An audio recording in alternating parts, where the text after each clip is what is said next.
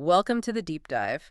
If you've been tracking AFT Dice Season 12, you have probably noticed how quickly the landscape is shifting right now. Oh, absolutely. I mean, we are officially 3 complete rounds of dice rolls into the season, and the table is, it's already starting to play tricks on us. It really is. It feels like just yesterday we were looking at the preseason projections, and now, if you put the round 2 ladder directly next to the round 3 ladder, it looks like it belongs to an entirely different simulation. It's a really fascinating point in the calendar. 3 rounds is that perfect, dangerous little window in any simulated season. Dangerous is the right word. Right, because it provides just enough data to make you think you have a firm grasp on the overarching narratives. But it is still early enough that a single bad afternoon of dice rolls can just completely scramble a team's trajectory. Yeah. You have to be very careful not to overreact, Yeah. but you can't just ignore glaring statistical red flags. Which brings us directly to the mission of today's deep dive. We're not just going to read the ladder to you. You can pull up the standings on your own time. Exactly. What we are doing today is unpacking the round 3 power rankings analysis to uncover the actual underlying strength of these teams.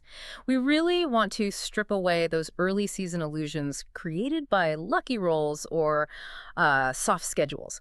So, okay, let's unpack this. We are going to be filtering these teams using some very specific analytical lenses from our source material. The underlying metrics. Yes, the underlying metrics. We are looking at margin movement. We are diving into expected score versus actual score. We are analyzing the dice roll probability differentials based on the quality of their opposition. And perhaps most revealing of all, we're examining their tactical response to defeat. What's fascinating here is the stark contrast between the face value ladder rankings and the underlying metrics of actual strength. I mean, the standard ladder is a blunt instrument. It really is. It just tells you who won and who lost. It's entirely binary. But true power rankings try to answer a much more complex set of questions.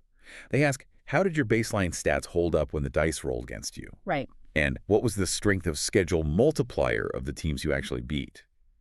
Right now, the overarching question hanging over AFT Dice Season 12 is whether we are actually seeing the competition separate into distinct tactical tiers, or if we're still just being fooled by the early variants of the simulation engine. It's the classic form versus fiction debate, and it is playing out right at the top of the table. Let's jump right into the top tier. The undefeated. The big guns. The big guns. We have 2 standout teams sitting at a perfect 3 low right now, but the mechanics of how they achieve those records could not be more different. First, we have to look at the Adelaide Crows. Yes. They have quietly climbed to the very top of the pile without generating massive headlines. They've methodically secured wins both at home and away. And to me, looking at the data, that away win capability so early in the season is a massive indicator. A huge indicator. Going on the road means facing hostile away team dice modifiers. And Adelaide, they just seem completely unfazed by them. Because that is a critical indicator of a robust system. Winning away from home in this simulation requires a heavy level of insulation from external factors. Insulation. Right? What I mean by insulation is that Adelaide's baseline tactical stats, specifically their simulated contested possessions and clearance rates, they are so high that they smooth out the variance of the dice. So even if the rolls are bad, Even if they roll poorly for an entire quarter, their defensive structure doesn't collapse. They're playing a low-variance, highly efficient style of football. But then you contrast their clinical ascent with the other 3 yellow team, Richmond. right? And Richmond is certainly not doing anything quietly. At all. They are sitting at 3 low because they boast back-to-back statement wins. We're talking about an upset road win, which, as we just established, is incredibly difficult to pull off against the modifiers, immediately followed by a massive home scalp of an unbeaten side. When we filter by the quality of recent opposition, Richmond looks like the gold standard. They are taking down absolute giants right now. And They take down giants, yes, but I would actually caution against crowning them just yet. really? Even with those 2 massive scalps? Yes, and here is exactly why.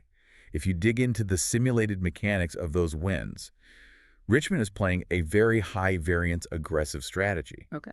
While they beat an unbeaten side, their defensive clearance numbers in the fourth quarter of that game were actually quite sloppy. They gave up a massive number of inside 50s. Wow, so the pressure was on. Oh, heavy pressure. If you look at the expected score versus actual score metric for that specific match, Richmond should have lost by 2 goals based on the balance of play. You're kidding. No, The data shows they got bailed out by some extreme outlier high rolls on defense in the final 5 minutes. It is spectacular to watch, don't get me wrong, but relying on lucky rolls late in the game is not a sustainable long-term strategy. That is a brilliant distinction. So Adelaide is succeeding because their system mitigates bad luck, while Richmond is succeeding because they are currently riding a wave of good luck disguised as tactical brilliance. Precisely. It really makes you evaluate those 2-3 male resumes through a completely different lens. But of course, we cannot examine the ceiling of this league without looking closely at the floor. Right now, there are 4 sides still stuck completely in the basement at 0-3. Winless. 4 teams that haven't managed to get a single simulated result to go their way. And this is where the power rankings analysis becomes crucial. Because grouping all 4 of those 0-3 teams together is a mistake. We need to evaluate whether their low rankings are due to fundamentally poor defensive metrics or just a brutal early season schedule. Let's break that down, because the source material points out a massive divergence among these bottom 4. 2 of these teams are showing catastrophic baseline possession stats. Just terrible numbers. Right. They are losing the midfield battle so badly that even a string of perfect dice rolls wouldn't save them. I mean, they frankly deserve to be 0-3. But the other 2 teams in that basement are telling a different story entirely. They are. If we look at the strength of schedule multiplier, 2 of those 0-3 teams have run an absolute gauntlet. They've faced top 4 opposition in 3 consecutive weeks. Just a brutal draw. Brutal. Furthermore, their expected score differentials show they are actually performing at a mid-table level. They are winning the midfield clearances on the simulator, they're generating quality forward entries, but they are experiencing brutal negative variance when it comes to their conversion rolls. It has to be incredibly frustrating for the managers of those teams. Oh, no doubt. The data says your system works, but the dice are just flat out refusing to cooperate. In the grand scheme of a full season, that variance should normalize. But staring down a 0-3 start can force teams into making panicked tactical adjustments that actually ruin their underlying numbers. Which is the danger zone. Exactly. Which is a perfect pivot to the teams that did adjust successfully. Here's where it gets really interesting. Let's look at the teams caught in the middle. The teams that went from 1-1 to 2-1. The squeeze. The 2-1 squeeze. We are looking at Brisbane, Melbourne, Geelong, West Coast, and Essendon. This specific cohort is vital for our analysis. Why? Because they provide the raw data for the bounce-back metric. Right. All 5 of these teams suffered a loss in round 2. The simulation handed them a defeat. But they didn't just win in round 3. They won with immediate, overwhelming force. And the mechanics of some of these responses were just fascinating to read about in the source material. Take Brisbane, for example. Oh, Brisbane. They didn't just beat Carlton, they dismantled them. And it wasn't due to lucky forward rolls. Brisbane clearly adjusted their tactical sliders after their round 2 loss. They did. They shifted their focus, completely dominating the simulated contested possessions and suffocating Carlton's ability to transition the ball. And Geelong did the exact same thing. They hosted Hawthorn and completely routed them. It wasn't a contest, it was an eviction. Which brings up a direct question regarding how we evaluate team resilience. I mean, think about it. When you see this kind of aggressive tactical response to a defeat, a team getting knocked down in round 2, adjusting their simulation parameters, and then absolutely crushing their round 3 opponent, does that alter your perception of their true power? I think it has to. Because, structurally speaking, resilience and adaptability are often much better predictors of late-season success than early-season perfection. A team that knows how to course-correct its simulated tactics after a bad beat is a remarkably dangerous team. I would take a battle-tested 2-1 team over a fragile 3-0 team any day of the week. Proving you can take a punch, analyze why the system failed, and hit back harder shows a real maturity in game management. Absolutely. Speaking of game management, we have to talk about the surprise packages, because there's one massive narrative shift in this round 3 data, and it belongs to North Melbourne. Their current trajectory is nothing short of remarkable, especially when you consider their historical baseline. It's an incredible turnaround. Think about where North Melbourne was. They ended last season anchored to the absolute bottom of the table. The very bottom. Their baseline stats were terrible, their modifiers were weak, and yet here we are in round 3, and they have skyrocketed into the top 4. They have put together 2 highly efficient performances, capped by winning convincingly away at the SCG. Huge. Going to the SCG and neutralizing those specific, away team dice modifiers is a massive achievement for a team trying to rebuild its identity. It is a phenomenal shift, and the data suggests it isn't just a fluke of the dice. They seem to have fundamentally altered their defensive baseline over the offseason. Mm, But if we connect this to the bigger picture, we have to balance the teams rising with the teams falling. right. Power rankings are a zero-sum game. To truly understand the 2-1 squeeze, we need to analyze the teams moving in the opposite direction. Specifically, teams dropping from 2-0 to 2-1. Let's look closely at Hawthorn. The victims of that Geelong routing we just mentioned. That's the one. Hawthorn was sitting comfortably at 2-0. They drop a game, so now they are 2-1. Now, if you just look at the ladder, a 2-1 record still looks totally fine. You were in the top half of the table. Sure. But when we look at the margin and percentage movement in the power rankings, Hawthorn's percentage dropped by a staggering 18 points after taking that beating from Geelong. 18 points in one game. Yes. This illustrates perfectly why a single blowout loss alters a team's true power ranking far more drastically than a tight competitive loss. Because it exposes a systemic flaw. Exactly. If you lose by 2 points, your expected score versus actual score is likely balanced. You can confidently say, well, the dice just didn't roll our way in the final minute.